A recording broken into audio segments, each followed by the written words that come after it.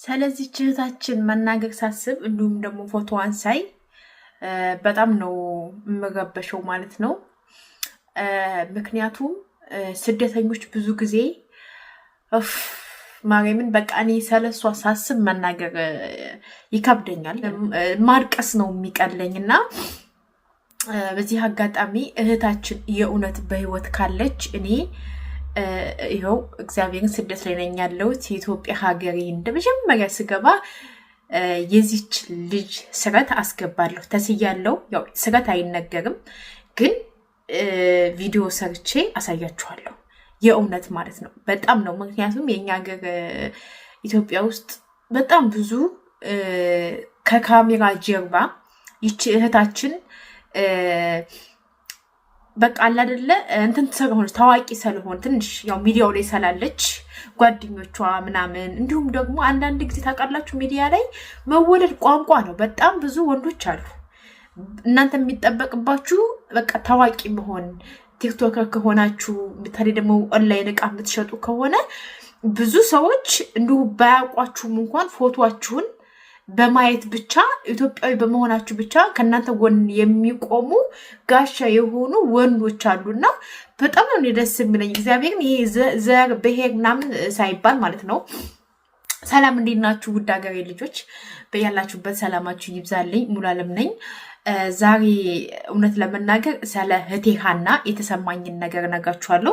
ከዚህ በፊትም ቪዲዮ ሰርቼ ይሁን ተናግሬ ይሆናል መሰለኝ እህታችን ሞተች ሲባል በቃ ውስጤ የሆነ ሞተች የሚባለውን እግዚአብሔር ነው የምላችሁ ማመን ማለት ውስጣችሁ የማይቀበር ነገር አለ። አንዳንድ ጊዜ ማለት እናቶቻችን የሆነ እቃ ታይ ልጅ ይሄን እቃ አንሺ እንዳይሰበር ካሉን እኛ ችላ ካሉን ይሰበራል አይደለ? ውስጣችን እኮ እንደሚሰበር ያውቃል። ያቃ ያስቀመጥንበት ቦታ ሸርተት ብሎ እንደሚወርቅ የሆነ ነገር እንደሚሆን እያወቅን ግን ውስጣችን ይነግረናል አይደለ? ግን ይሰበራል። እናቶቻችን ይነግሩናል። ሶ ይቺ ልጅ ስትሞተች ሲባል ሚዲያ ላይ ሲነገር እኔ ውስጤ የሆነ ገባችሁ። እንደውም እሷ ሞተች ተብሎ አላለቀስኩኝም፣ እውነት አላለቀስኩኝም።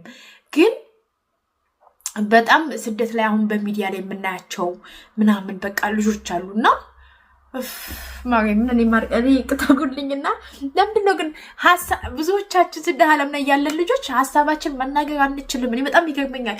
ሚዲያ ላይ ያሉ ሰዎች ሀሳባቸውን ሲናገሩ በጣም ነው ደስ የሚለኝ። ለምን እንባ አይቀድማቸውም? ታውቃላችሁ። እኔ ግን ነገር አሁን ሰራሃና ብቻ ሳይሆን በቃ የሆነ ሀሳቢ መናገር አልችልም። ቤተሰብ ጋርም ሊሆን ይችላል፣ ከእህቶቼ ጋርም ሊሆን ይችላል። በቃ የሆነ ነገር ስናገር እንባ ነው የሚቀድመኝ እውነት ለመናገር።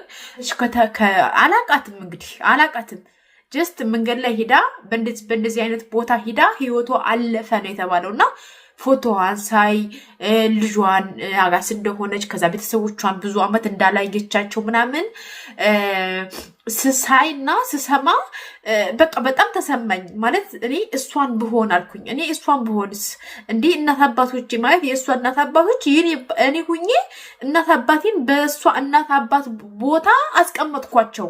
ቤተሰብ በተለይ ገጠር የሚኖሩ ቤተሰብ ምን ያህል ለልጆቻቸው እንደሚጨነቁ እንደሚያስቡ ምን ያህል ልጃቸው ከ5 ዓመት 6 ዓመት ቆይታ ለማየት ጓጉተው መንገድ ጀምራለች ተብሎ ከዛ ሞተች ሲባል ምን ያህል እንደሚሰማቸው ታመም። እኔ አሁን ስልክ ጉንፋን ከያዘኝ ስልክ አልደውልም። በቃ ስለምስር ምናምን አባቴ እናቴ እንዲጨነቁብኝ አልፈልግም። ምን ሆነሽ ነው? ተሹራት ይሆኑ ይድና ይሆኑ ልጅ በቃ እኔ እንደውም አንዳንዴ ምንድነው አትመማት ነው እንዴ? እኮ ሰው ነኝ እታመማለሁ። ከይኩ ከፈጣሪ ጋር መጣራት ነው እላለሁ አንዳንድ ጊዜ።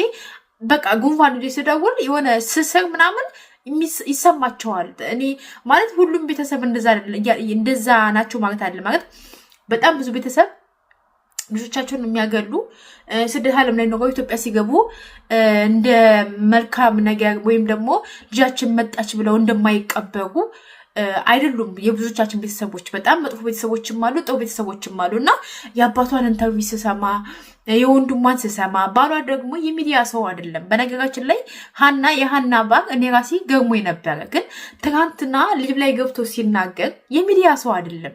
ለምሳሌ የኔ እንግዲህ ያው አብሬ ሰረማግኖር አሁን ላይ ባሌ ይባልልም እጮኛዬ የሚዲያ ሰው አይደለም። ለምሳሌ ልንገራችሁ ማርያምን አሁን እናንተ እዚህ ጋር ቪዲዮ ሲሰራ እንደ አብረሽ የማትኖሪ ሰው እንዴት ባሌ ትያለሽ? የብሰራ መጥቶ ያው ሚዲያ ያስፈራ ዞሮ ባሌ በሚለው ለያዘው። አሁን እሱ የሚዲያ ሰው አይደለም፣ የሚዲያ ሰው አይደለም። ፎቶ ቪዲዮ ምናምን ቲክቶክ ፌስቡክ የለበትም። እኔ እነሱ ስናወራ በቀጥታ መስመር ነው ስናወራ የነበረው። ገባችሁ? አሁን የሆነ ነገር ብሆን ሚዲያ ቲክቶክ ከፍቶ ፌስቡክ ከፍቶ ሙሉ አለምን አፋልጉኝ አይልም። ሊያለቅስ ይችላል። ቤተሰቦች ጋር ማድረግ ያለበት ሊያደርግ ይችላል። መሄድ ካለበት ምን ሊሄድ ይችላል እንጂ ሚዲያ ላይ ያን ያህል የሚሳተፍ ሰው አይደለም። የሀናን ባቅ እንደዛ ነው እኔ የተረዳሁት ማለት ነው። እና ብዙዎቻችሁ ቀሚስ አልብሱት እንደዚህ ያድርጉት ማለት በሀዘን ላይ ሀዘን። አባትየው ግን ምንድን ነው ያለው? እኔ እዚህ ጋር ያለችው ህፃን እንግዲህ ልጇን ወግዳ ነው እንግዲህ አስቡት፣ ልጇን ወግዳ ኢትዮጵያ ልካ ከዛ ደግሞ እሷ ሄዳ ልጇን አይታ በህዙ ነገር አለ ያን ነገር አሳልፊያለሁ። ከዛ ውጭ ግን በፍጹም ግን እኔ ብዙ ጊዜ የሆነ ሰው የሆነ ነገር ሲፈጣ የሆነ ነገር ሲሆን እኔስ ብሆን ቤተሰቦችስ ቢሆኑ እህቴስ ብትሆን ብዬ ነው የማስበው። እና የዚች ልጅ እኔ በቃ ህይወቷ አለፈ ሲባል እንደዚህ ሞተች በኤመን መንገድ ምናምን ሲባል እኔ ውስጤ በቃ ሰው ሞተች ሲል በቃ ነፍስ ይማራልኩኝ እንጂ ግን አሁን ይች ልጅ በአጋቾች በወንዶች ታፍና ከወንዶች ጋር እየኖረች እንዳለ ምናምን ሳስብ ስቃይዋን ህመሟን ከማታውቁት ሰው ጋር አሰብኩት። በቃ እሷ ያለችበትን ቦታ በጣም አሰብኩት ማለት ነው። አሰብኩት፣ በጣም አሳዘነችኝ። እና ከዛ ቤተሰቦቿ መሞት እኮ ረፍት ነው። በነገራችን ላይ እዚህ ጋር ይገሉኝ ይሆን ወይ እንዲሆን ይሆን ወይ በዛ ላይ ደግሞ ወይ እንደዚህ ሁኛ አድርገሽ የቤተሰብ ጋር ልሄድ ነው ወይ 4 ዓመት 5 ዓመት ዋሻ ይቆያሉ እየተባለ ሚዲያ በጣም ብዙ እሷ እንደውም ታዋቂ ስለሆነች ነው በጣም ብዙ ከካሜራ ጀርባ ወደ የመን ወደ ሳውዲ ሲሄዱ ከሳውዲ ወደዛ ሲመጡ ብዙ እህቶቻችን ታግተው የሚኖሩ አሉ። እና እሷ ብቻ አይደለችም፣ እሷ ታዋቂ ስለሆነች ነው። ከዛ ውጭ ደግሞ እኔ እሷ ሞተች ሲባል ውስጤ ያላመነው ማለት ነው ውስጤ ያላመነው ቴዲን ታውቁታላችሁ? የብሬክአፕስ አበሻ ወንድም እሱ ሲሞት በጣም አርክሻለሁ። በጣም ነው ያዘንኩት። ማለት በሚዲያ ነው የምናውቃቸው። ጀስት እንደዚህ ሞቱ ሲባል የሆነ ማለት ሞት እኮ ሁሉም ሰው ይሞታል እኮ። አንዳንዴ ከሞቴ አሟሟቴን አሳምርልኝ የሚባል ነገር አለ። እኔ ስደት ላይ አለሙት ሁልጊዜ ጸጧለቴ ማለት ነው። ዛሬ ገብቼ እናቴ ቤት ነገ ልሙት። ገብቷችኋል? እዚህ ጋር እኔ ሙቼ እናቴ በቃ ከዛ ደግሞ እናት የልጅ ሬሳ መጥቶ መቼ ነው ከወገኖቼ ጋር ምቀብራት ብላ ሁለተኛ ሞት ሶስተኛ ሞት የሚሞቱበት አጋጣሚ ነው ያለው አሁን ላይ ማለት ነው። እና በቃ ያ ልጅ ሲሞት በጣም ነው ያዘንኩት። በቃ ወገዲ እንደሞተ ወንድሙ መጡ ብሬክስ ተናግሯል። ይችታችን ግን አሁን ቤተሰብ ሞተች ተብሎ ተነገረ። ከዛ ደግሞ አሁን በህይወት በአጋሾች እንዳለች እንዲህ አየናት እንዲህ ሆነ። ከዛ ደግሞ እሷ በቃ ህልሟ አስባችሁታል። 5-6 ዓመት ቤተሰቦቿን አላየችም። ልጇን በሰው ላከች። እሷ ደግሞ በመንገድ እኔ ከዚህ ሁሉ ምን አለ ወረቀት ቢቀር እግዚአብሔርን ቢቀርስ በቃ አሁን ይቺ ሀና እንዴት እንደሞተች እንዴት እንደሆነች ምናምን እያዩ ብዙዎቹ አሁን መንገድ ላይ ናቸው፣ እየተጓዙ ነው። ግን ይሄ ስደት የሚባል ነገር በአቋራጭ መንገድ ቢቀርስ ማለት አስቡ ለቤተሰቦቻችሁ። እግዚአብሔርን ነው እኔ አንድ ቀን እንደዛ ነገር አስቤ አላቅም። ይሄ በባህር በመርከብ ሌላ ሀገር የተሻለ ሀገር ሂጅ አላቅም። እና በቃ ይቺ ልጅ እኔ አላቅም ሳያት ይሁን በቃ የስጋ ዘመድ ያለኝ ያህል ነው የሚሰማኝ።